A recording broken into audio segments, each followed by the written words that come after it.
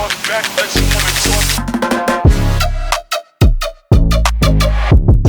Hi guys, welcome to zone 14 football. So club ஃபுட்பாலோட squad review series பண்ணிட்டு இருந்தோம். So அந்த வரிசையில் இன்னைக்கு ரியல் மேட்ரிடோட ஸ்குவாட் ரிவ்யூ தான் பண்ண போகிறோம். அண்ட் அதுக்கெல்லாம் முன்னாடி நிறைய பேர் வந்து ப்ரீவியஸ் வீடியோஸில் அஸ்வின் ப்ரோ எப்படி இருக்காரு அப்படின்னு நிறைய பேர் கன்சர்ன் காமிச்சிங்க.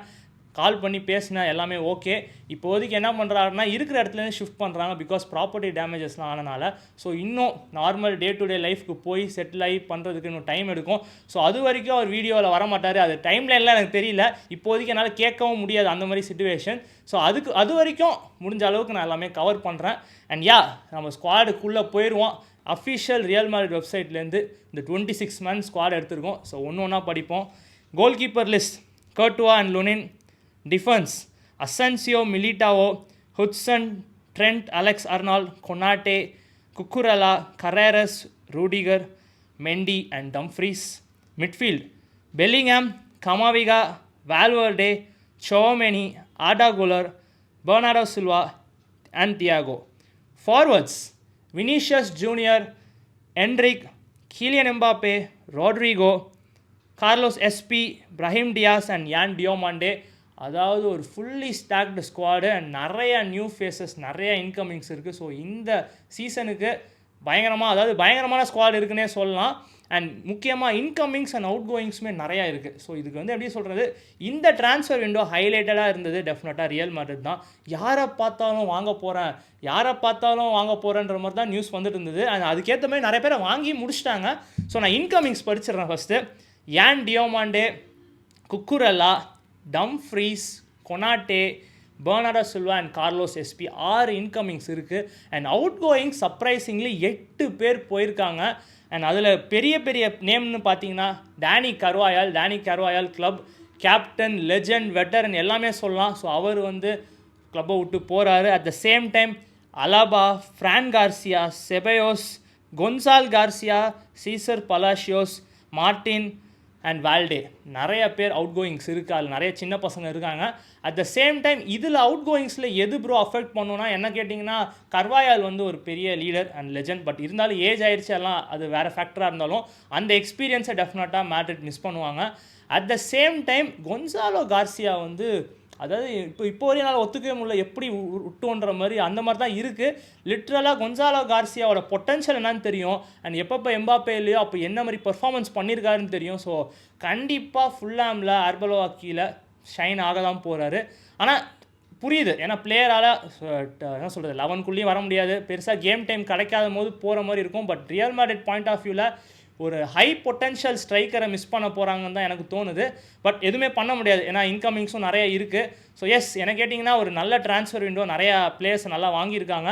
அண்ட் முக்கியமாக இந்த இன்கமிங்ஸில் 2 பேரை நான் மென்ஷனே பண்ணல. மாமாவும் ஒரு incoming. At the same time Vinicius ஜூனியரையும் நான் இன்கமிங்காக தான் பார்ப்பேன். பிகாஸ் கான்ட்ராக்ட் எக்ஸ்டென்ஷன் சைன் பண்ணுவாரா மாட்டாரான்ற ஒரு பெரிய இது நடந்தது. அதில் வந்து நிறைய பேருக்கு தெரியும் அவர் சைன் பண்ணிடுவாருன்னு. பட் இருந்தாலும் ரியல் மேட்ரிட் ஃபேன்ஸ் பயங்கரமாக வந்து பேனிக் ஆகிட்டு தான் இருந்தாங்க. அட் த சேம் டைம் நீங்கள் பார்த்தீங்கன்னா நிறையா அந்த சோகமான ஸ்டோரிஸ் போடுறது அந்த மாதிரி, ஏன்னா ஒரு பயம் இருக்கும் லிட்ரலாக. ஏன்னா மேட்ரிட் வந்து லாஸ்ட் ஆஃபர்னு சொல்லிட்டாங்கன்னா அதில் விட்டு பின்னாடியே வர மாட்டாங்க. அட் த சேம் டைம் வினிஷியஸும் ரொம்ப பிடிவாதமாக இருந்தார். ஸோ இந்த டைமில் டெஃபினட்டாக அர்சனலுக்கு தான் தேங்க்ஸ் சொல்லணும். பிகாஸ் அவங்க இன்ட்ரெஸ்ட் காமிச்சு இது பண்ணலன்னா அட்லீஸ்ட் அந்த மிட் ரேஞ்ச் ஆஃபர் அக்செப்ட் பண்ணாமல் இருந்திருப்பார், இல்லைனா வினிஷியஸ் இங்கே இல்லாமல் கூட இருந்திருப்பார். ஸோ ஆனால் இப்போ அவர் இருக்கிறது டெஃபினட்டாக இது வந்து ஒரு சைனிங்கில் 2 சைனிங்க்கு சமம்னு சொல்லுவேன். வினிஷியஸ் ஜூனியர் டெஃபினட்டாக இதுக்கப்புறம் பயங்கரமாக ஆட போகிறாரு. ஸோ அவர் மேலே இருக்க டிபெண்டன்சி கண்டிப்பாக போகாது. அண்ட் மாமா கீழே ஆட போகிறான்ற போது டெஃபினட்டாக சரியாக தான் இருக்க போகுதுன்னுவேன். அண்ட் இப்போ நீங்கள் ஒரு இப்போ மாமாவோட டாக்டிக்ஸ் பார்த்தீங்கன்னா, ஃபார்மேஷன்ஸ் பார்த்தீங்கன்னா 4-2-3-1 அந்த டபுள் பிவோட் இருக்கும். At the same time defence ஸ்ட்ராங்காக இருக்கும், கவுண்டர்ஸ்லாம் பயங்கரமாக இருக்கும். ஸோ ஒரு பொசிஷனுமே என்ன மாதிரி என்ன சொல்கிறது பாசிபிள் லைனப்ஸாக இல்லை எப்படி இருக்குன்னு நம்ம ஒரு சைடெலாம் பார்ப்போம். கோல் கீப்பிங் பார்த்தீங்கன்னா இப்போதைக்கு கர்ட்டுவா இன்ஜுரியில் இருக்கார்.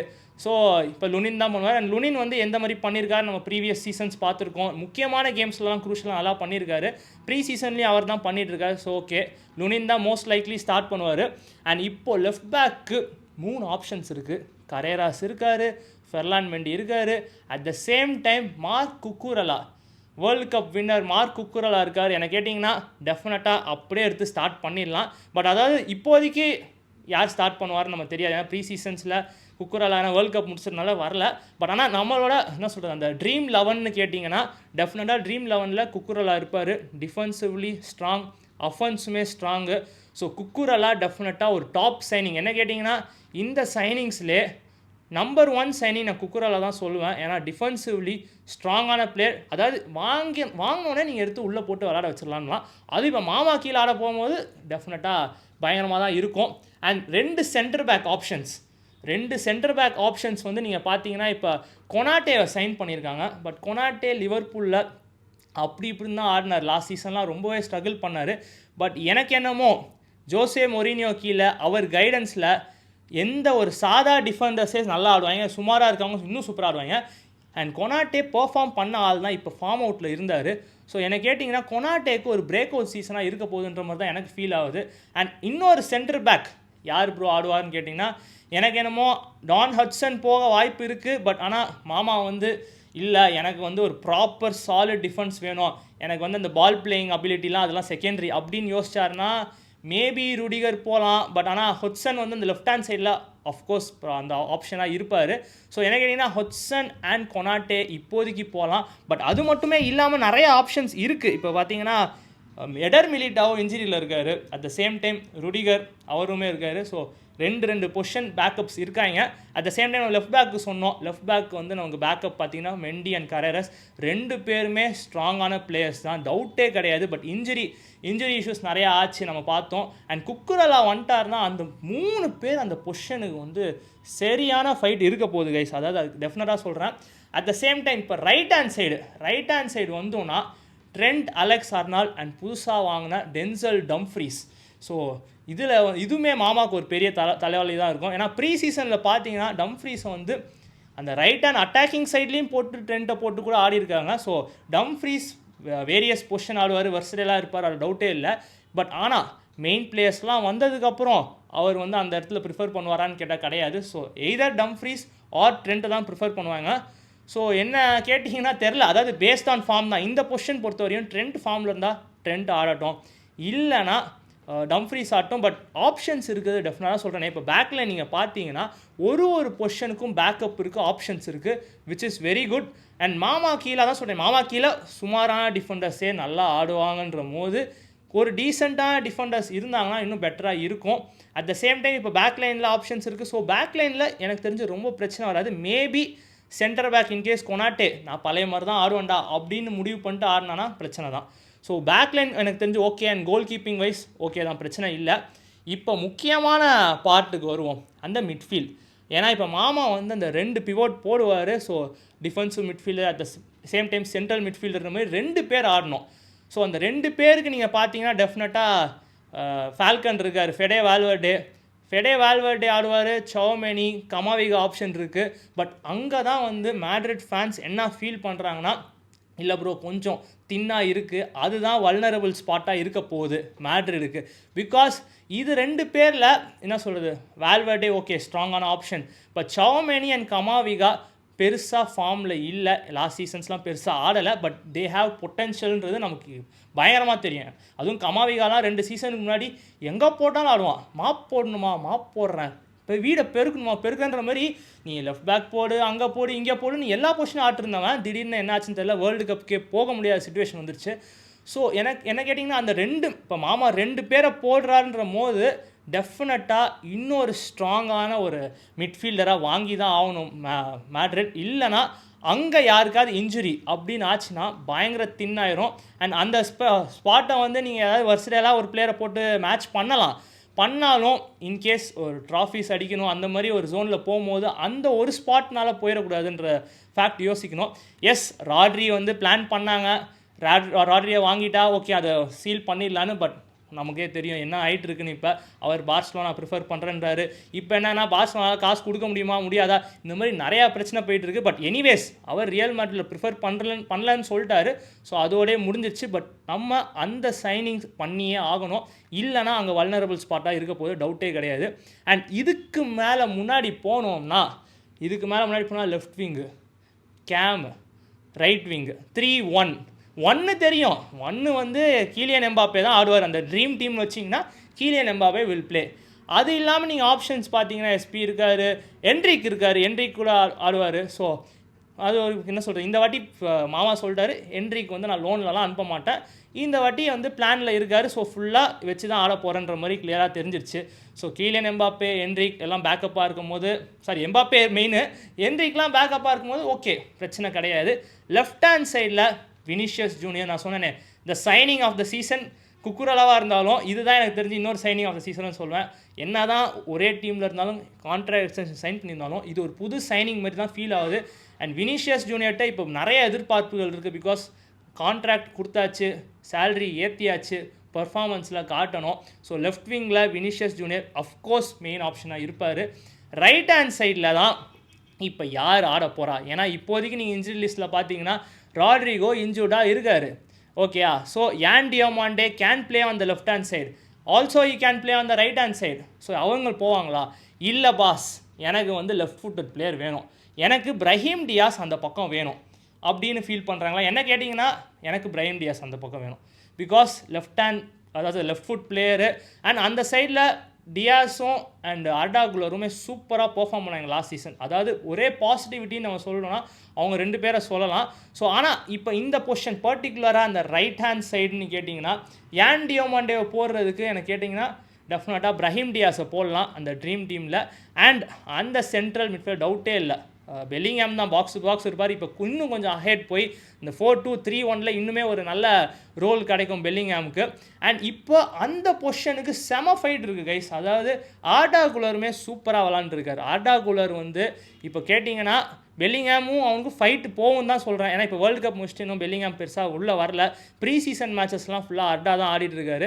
அண்ட் ப்ரீ சீசனுமே பார்த்தீங்கன்னா 3 மேட்ச் விளாண்டாங்க, 3மே ஜெயிச்சிருக்காங்க. பட் 3மே பெரிய டீமாக அப்படிலாம், அதாவது எனக்கு ஃபீல் ஆச்சு ப்ரீ சீசன் இன்னும் கொஞ்சம் பெரிய டீம்ஸ் ஆடி இருக்கலான்னு. பட் ஆனால் 2-1 ஃபியரண்டினாவை ஜெயிச்சாங்க, சாரி 2-2 ட்ரா ஆச்சு, 2-1 இவனுங்களை ஜெயிச்சாங்க, ஃபெரன் குவாரஸ் ஜெயிச்சாங்க. அண்ட் லாஸ்ட்டாக அந்த ஒரு பெரிய கப்பு இருந்ததுல்ல, அதை வந்து அந்த என்னது டெப்போர்ட்டிவோ அவங்களோட 1-0 இது பண்ணாங்க. அதாவது ப்ரீ சீசன் மேட்சஸ் கொஞ்சம் வந்து என்ன சொல்கிறது, அந்த யங்ஸ்டர்ஸ் சென்டர் பேக்ஸு அந்த மாதிரி நிறைய சேஞ்சாக இருந்தது. பட் ஆனால் மெயின் மேட்சஸ் வந்ததுக்கப்புறம் கண்டிப்பாக மெயின் பிளேயர்ஸ் வந்ததுக்கப்புறம் எல்லாத்துலேயுமே ஒரு சேஞ்சஸ் வரும்.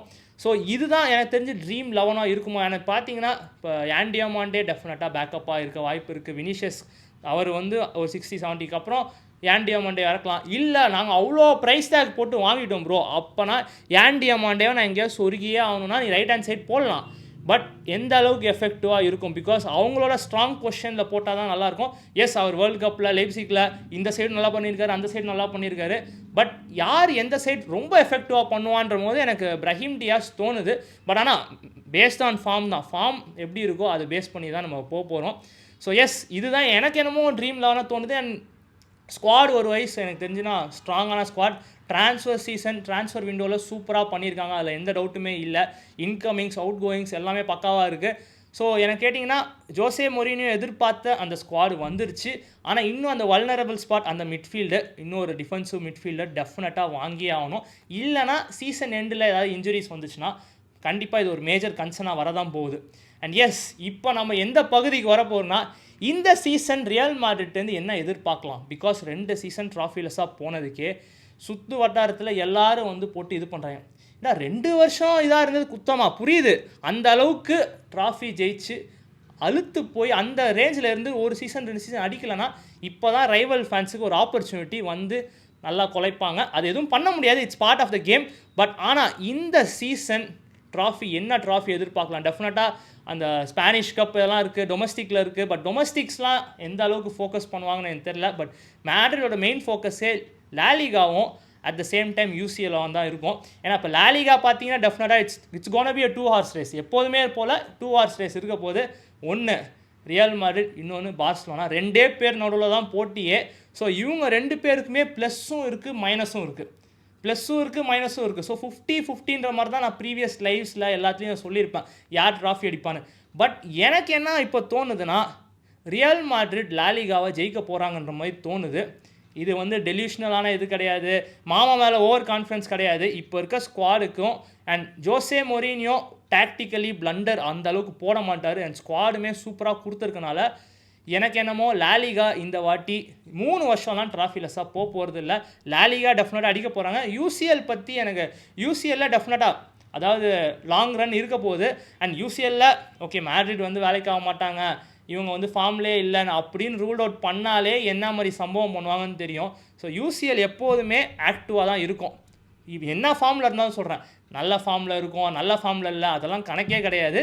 அது என்றைக்குமே ஆக்டிவாக தான் இருக்கும். பட் லாலிகா அஷூரன்ஸாக நான் ஒரு ட்ராஃபி சொல்லணுன்னா டெஃபினட்டாக இந்த சீசன் ரியல் மாட்ரிட்லேருந்து லாலிகா எதிர்பார்க்கலாம். ஏன்னா கம்பேர் பண்ணி பாருங்கள், இப்போ வீக்னஸ்ன்னு பார்த்தீங்கன்னா ஓகே சென்டர் பேக்ஸ் வந்து செட்டில் ஆகி ஒழுங்காக விளாண்டாங்கன்னா பிரச்சனை இல்லை. பட் மேஜர் வல்னரபிள் ஸ்பாட் மிட்ஃபீல்டில் தான் இருக்குது. ஸோ அது இவங்களுக்கு பார்த்தீங்கன்னா பார்சலோனா முக்கியமான சில பிளேயர்ஸை விற்றுருக்காங்க. அதாவது இப்போ ராஷ்வர்ட் இல்லை, அவர் லோன் ஸ்பெல்லில் முடிஞ்சிருச்சு, ஃபெரான் டாரஸ், லெவன்டோஸ்கி. ஸோ இந்த 3 பேருமே மோர் தென் 20 கோல் கான்ட்ரிபியூஷன்ஸ் மேலே போட்டாங்க, 20 கோல்ஸ் மேலே போட்டாங்க. அந்த மாதிரி இப்போ ஃபெரான் டாரஸ்லாம் சொல்கிறேன் அவங்க போகிறாங்கன்னு. பட் ஆனால் அந்த மாதிரி பிளேயர்ஸை எப்படி ரீப்ளேஸ் பண்ண போகிறாங்கன்னு தெரியல. அவங்க சைனிங்ஸை பொறுத்து தான் இருக்குது. இப்போ ராட்ரி போகிறாரா இல்லையா, அங்கே ஃபினான்ஷியலி ஏதோ ஒன்று போயிட்டுருக்கு. ஸோ இது மாதிரி நிறைய கேள்விகள். அவங்களுக்குமே ஒரு வீக் ஸ்பாட் இருக்குது. ஏன்னா இப்போ அவங்களுக்கு என்ன ஹைலைன் ஆட போகிறாங்க. ஸோ ஒரு ஸ்ட்ராங்கான ஒரு சென்டர் பேக் வேணும். ஆனால் அதை ஃபோக்கஸ் பண்ணுறாங்களான்னு கேட்டால் கிடையாது. ஸோ அவங்க வாங்கின பிளேயர்ஸ்லாம் வந்து ஆண்டனி கார்டன் அண்ட் அடையமின்ற மாதிரி போயிட்டுருக்காங்க. ஸோ என்ன கேட்டிங்கன்னா இப்போதைக்கு பேலன்ஸ்டாக இதுவாக இருக்குது. ரியல் மாட்ரிட் ஸ்குவாட் நல்லா இருக்குது. ஜோசே மொரினியோ அந்த டிஃபென்ஸை சாலிட் பண்ணிடுவார் அப்படின்னு தோணுது. ஸோ இந்த வருஷம் லாலிகா ரியல் மாட்ரிட் ஜெயிக்க போகிறாங்கிற மாதிரி நான் ஃபீல் பண்ணுறேன்.